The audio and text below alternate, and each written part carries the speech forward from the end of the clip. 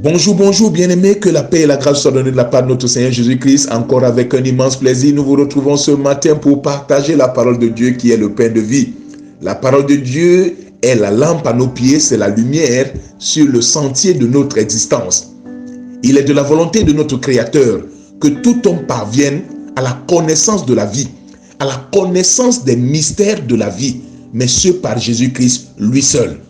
Bien-aimés, nous avons souvent coutume de le dire, la vie n'est pas seulement ce qu'on voit, la vie est d'abord ce qu'on ne voit pas. C'est pour ça qu'il est indispensable d'être éclairé. Mais seule la parole de Dieu nous apporte l'éclairage nécessaire. Seule la parole de Dieu nous communique la vie de Dieu. Aussi, bien-aimés, nous qui sommes parvenus à ce temps de la fin, à ce temps difficile, à ce temps, disais-je, obscur, bien-aimés, il est nécessaire que nous soyons éclairés par la parole de Dieu. Aussi, quelle que soit l'heure de la journée où tu reçois ce message, quel que soit le lieu, que le Seigneur te bénisse abondamment. Que le Seigneur se souvienne de toi. Que le Seigneur étende les limites de ton entendement. Et que sa gloire soit manifestée dans ta vie. Dans le nom de Jésus-Christ Nazareth. Bien-aimés, ce matin, nous abordons un thème sensible et très important. Nous parlons du nom. Nous parlons du nom et de ses influences ou implications. Bien-aimés, courant cet enseignement, nous allons comprendre que le nom est très important pour la vie de celui qui le porte ou la famille qui le porte. Qu'on ne donne pas un nom n'importe comment et qu'on ne reçoit pas un nom de n'importe qui. Bien-aimés, beaucoup de personnes souffrent. Plusieurs familles même souffrent. Parfois du simple fait que ces personnes portent des noms qui ont une mauvaise origine ou alors une mauvaise signification. C'est donc comme une espèce d'imprécation que ces personnes-là portent. Une sorte de malédiction que ces personnes-là ont reçue à travers le nom. De même aussi, il y a des personnes qui sont bénies simplement parce que le nom qu'elles ont reçu aussi, ce nom a été prophétiquement donné. Ce nom a été donné sous l'inspiration de Dieu. Aussi, que le Seigneur vous bénisse au nom puissant de Jésus-Christ Nazareth. Le nom est quelque chose qui nous distingue des autres. C'est donc un élément primordial de notre identité, de notre identification. Et courant cet enseignement, nous allons comprendre que le nom a des effets, comme l'avons dit préalablement, dans la vie de son hôte. Et comme premier effet, nous verrons que le nom traduit la prééminence, voire l'autorité du donateur sur celui qui le reçoit.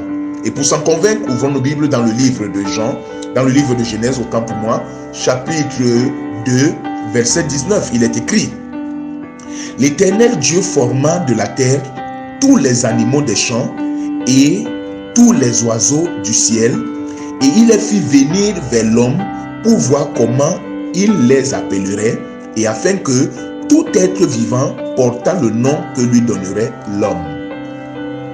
Ici, la première information qui nous est donnée, c'est que ce n'est pas Dieu qui a donné des noms à tout ce qu'il avait créé.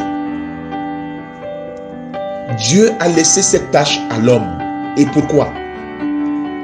Parce que Dieu, ayant fait l'homme à son image et à sa ressemblance, a fait de ce dernier son représentant légal et légitime sur la terre. Et lorsque Dieu laisse l'homme donner un nom, cela traduit la prééminence, comme nous l'avons dit, l'autorité de l'homme sur toute la création. Voilà pourquoi nous disions tantôt que, bien-aimés, il faut savoir qui vous a donné le nom que vous portez. D'où vient votre nom de famille? Et, bien-aimés, toujours pour s'en convaincre, lorsqu'on lit, par exemple, le livre de Genèse au chapitre 29, nous voyons Jacob ici qui donne des noms à ses enfants. De même, nous voyons Jean qui sera nommé par la suite Jean-Baptiste. Son père lui donne un nom Les parents de notre Seigneur, béni soit son Saint-Nom, Jésus-Christ, Joseph et Marie, lui donnent également un nom à sa naissance. Ça, nous pouvons le voir dans le livre de Luc au chapitre 2, verset 21. Vous verrez ici que c'est les parents qui donnent des noms aux enfants. Le contraire serait inimaginable. Donc, recevoir le nom d'une personne traduit donc l'autorité de cette personne sur nous. Et bien aimé, nous pouvons encore lire davantage. Ouvrons nos Bibles dans le livre de Philippiens. Très important. Philippiens chapitre 2, versets 8 à 9. Parlant de Jésus. Il s'est humilié lui-même, se rendant obéissant jusqu'à la mort, même jusqu'à la mort de la croix. C'est pourquoi aussi Dieu l'a souverainement élevé et lui a donné le nom au-dessus de tout nom. C'est Dieu qui a donné le nom à Jésus. Donc, cela traduit l'autorité du Père sur le Fils. Voilà pourquoi nos parents nous donnent des noms. Mais ici, nous voyons aussi une implication dans la mesure où c'est Dieu lui-même qui donne le nom. Cela nous renvoie donc à l'essence des noms, à l'origine du nom que nous recevons. Dans le cas d'espèce, c'est Dieu lui-même qui donne un nom à Jésus. Et d'ailleurs, pour s'en convaincre davantage, lorsqu'on a lu dans le livre de Luc au chapitre 2, verset 21, la parole de Dieu dit que Joseph et Marie lui ont donné un nom, le nom qu'avait indiqué l'ange. L'ange ici est le messager de Dieu. Donc ce nom-là venait de Dieu. Nous voyons d'ailleurs aussi la même chose sur Jean-Baptiste. C'est l'ange qui indique à son père, Zacharie, le nom que devrait porter ce dernier. Donc le nom peut donc avoir une origine divine, comme dans le cas d'espèce. Nous voyons que Dieu lui-même intervient d'une manière directe à donner le nom à quelqu'un. Mais il y a aussi des noms qui viennent des personnes. Ça dépend donc maintenant sous quelle couverture spirituelle sont ces personnes. C'est pour ça que nous avons par exemple vu le nom les noms que Jacob a donnés à ses enfants. Jacob était un serviteur de Dieu. Jacob a donné des noms à ses enfants. Et chaque nom avait une signification. Donc, bien aimé, nous verrons également qu'il y a des noms qui viennent des ténèbres. Des noms qui ne sont pas inspirés de Dieu. Ou des noms qui viennent des hommes aussi, mais qui ont une incidence négative. Et pour s'en convaincre, lorsqu'on ouvre nos Bibles dans le livre de Genèse au chapitre 35, verset 18, nous voyons par exemple la femme de Jacob, Rachel, la femme qu'il aimait, lorsqu'elle lui faisait le deuxième fils. À son accouchement, cette femme a eu beaucoup de peine. L'accouchement a été très difficile. Et d'ailleurs, quelque temps après, elle en est morte. Et cette femme, avant sa mort, a donné un nom à son fils. Elle a dit Ben-Oni, c'est-à-dire l'enfant de ma souffrance, l'enfant de ma douleur. Mais comme Jacob était un serviteur de Dieu, il avait déjà compris l'importance du nom dans la vie d'un être humain. Jacob a changé le nom de Ben-Oni en Benjamin, c'est-à-dire le fils de ma droite, le fils de ma force. Bien-aimé, ce n'est pas en vain. Et courant l'histoire de la Bible, nous allons même voir où le Seigneur lui-même change le nom d'une personne. Le Seigneur avait changé le nom de ce Jacob lui-même, qui signifiait usurpateur, qui signifiait supplanteur. Dans une expression courante aujourd'hui, on pourrait dire faux type. Ce nom voulait dire faux type. Mais Dieu a changé ce nom en Israël, qui signifie celui qui marche avec Dieu, le vainqueur de Dieu. Et nous connaissons aussi l'histoire de Pierre. Jésus change son nom. Pierre s'appelait Simon. Jésus lui donne un nom prophétique. Et n'oublions pas, Jésus est Dieu. Jésus dit, tu te nommeras désormais Pierre. Pour dire ici que cet homme qui était inconstant, incohérent, deviendra quelqu'un de solide, quelqu'un de fort. Et pour traduire également que Pierre sera fait du même matériau spirituel que lui, Jésus, lui-même étant le roc. Et au travers de Pierre, que tous ceux qui croiront en lui seront des pierres, seront des matériaux célestes. Que Dieu vous bénisse au nom puissant de Jésus-Christ de Nazareth. C'est pour ça que nous disons ce matin que, bien aimé, il faut faire très attention qui vous a donné le nom. Parce que cette personne-là, en fonction de l'autorité à laquelle elle est soumise, cette personne-là peut avoir une influence dans votre vie. Le nom que nous recevons, même le nom de famille, peut avoir une incidence. Ce nom a peut-être parcouru de génération en génération, mais il vient d'où? Quelle était la source d'inspiration?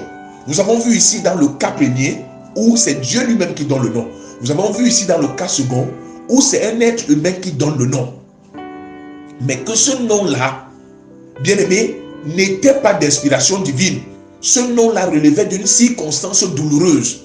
Donc si cet enfant-là grandissait avec ce nom de Ben-Oni, bien aimé, ça aurait été une imprécation négative dans la vie de cet enfant.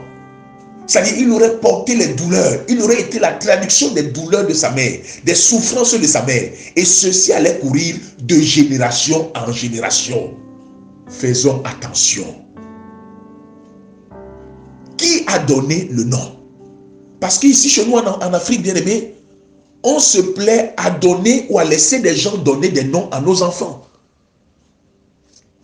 Est-ce que tu connais l'identité spirituelle de la personne qui donne le nom? Parce qu'en lui donnant le nom, cette personne représente une autorité sur le plan spirituel sur cet enfant. Et ce, courant toute sa vie, à moins qu'il y ait une intervention de Dieu. Parce que lorsqu'on reçoit Jésus-Christ comme unique Seigneur et Sauveur bien-aimé, sur le plan spirituel, Dieu, si ton nom est négatif, Dieu change ce nom. Comme il a fait pour Pierre, c'était pour nous faire savoir qu'il y a des gens qui avaient des noms mauvais, qui avaient des noms qui avaient des mauvais effets dans leur vie, mais que lui, il les change. Donc, si physiquement peut-être tu portes le même nom, mais spirituellement, Jésus change ton nom comme il a changé celui de Pierre. Mais nous devons savoir, qui nous donne le nom, ne laissons pas n'importe qui donner des noms à nos enfants. Bien-aimés, ces choses-là sont arrivées. Surtout chez nous ici en Afrique, où on aime cette histoire d'homonyme. Dans ma langue vernaculaire, on parle de Mbombo.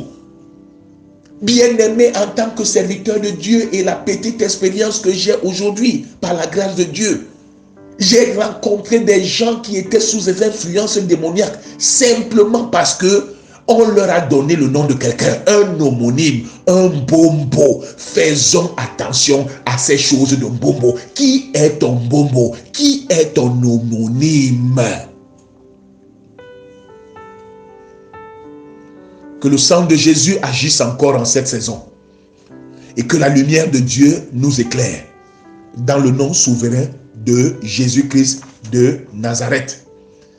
Bien-aimés, courant l'histoire de la Bible, nous voyons aussi le sacrificateur Élie. Sa belle-fille avait fait un enfant. Et elle a donné le nom de Ichabod. L'enfant des pleurs, l'enfant du malheur. Bien-aimés, faisons attention au type de nom. Et lorsque nous avons soumis nos vies à l'obéissance à la parole de Dieu, et qu'il advienne que nous soyons enceintes si nous sommes une femme, ou que notre épouse soit enceinte, bien-aimée, demandons à Dieu de nous donner un nom pour cet enfant. Demandons l'inspiration du nom. Parce que parfois nous voulons relayer ce que nous avons reçu de nos familles. Ce n'est pas mauvais en soi. Certains veulent garder l'identité de la famille. Mais il faut savoir, est-ce que je vais faire porter le fardeau sur toute une vie? Est-ce que je vais communiquer, si je sais aujourd'hui la signification du nom de famille, que ce nom-là n'est pas bon?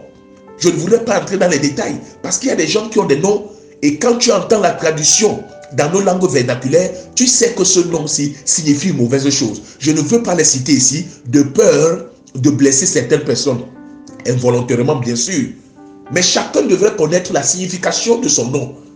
Chacun devrait connaître la signification de votre nom de famille. Qui l'a porté? D'où vient-il? C'est très important. Parce que parfois, nous l'avons dit au début, c'est souvent des malédictions que des familles portent. C'est souvent des malédictions que des individus portent. Que Dieu vous bénisse au nom puissant de Jésus-Christ de Nazareth. Bien aimé, vous verrez par exemple une dame comme Jézabel. Dans la Bible, la femme du roi Akshab, son nom signifiait fumier. Fumier. Oui, comme on dit la poubelle. Voilà donc quelqu'un qui porte ce type de nom. Le nom de cette femme-là voulait dire poubelle. Et voilà ce que ça a eu dans sa vie. Et nous allons comprendre pourquoi. Parce que ces personnes-là adoraient d'autres dieux que l'Éternel. Donc ce nom-là n'était pas d'inspiration divine. Dieu ne peut pas donner ou inspirer un nom qui soit négatif. Dieu ne peut pas inspirer un mauvais nom qui a une mauvaise signification dans la vie de quelqu'un. Tout ce qui est mauvais vient de l'ennemi. Que Dieu vous bénisse au nom puissant de Jésus-Christ de Nazareth. Bien-aimés, nous bénissons le Seigneur pour ce matin, vous qui avez écouté. Et nous allons continuer cet enseignement demain parce qu'il est très important. Aussi, vous qui avez suivi, que le Seigneur vous bénisse encore davantage. Nous répondons au 237 699 52 72 96. Bien-aimés, si vous avez des préoccupations, vous pouvez nous les soumettre. Par la grâce de Dieu, nous allons apporter une solution. Mais également, vous pouvez nous contacter si vous voulez soutenir ce ministère et que Dieu vous bénisse aussi davantage. Aussi, bien-aimés, que le Seigneur veille sur vous, que le Seigneur nous éclaire encore davantage et qu'il vous bénisse abondamment dans le nom souverain de Jésus-Christ de Nazareth. Bonne journée à vous.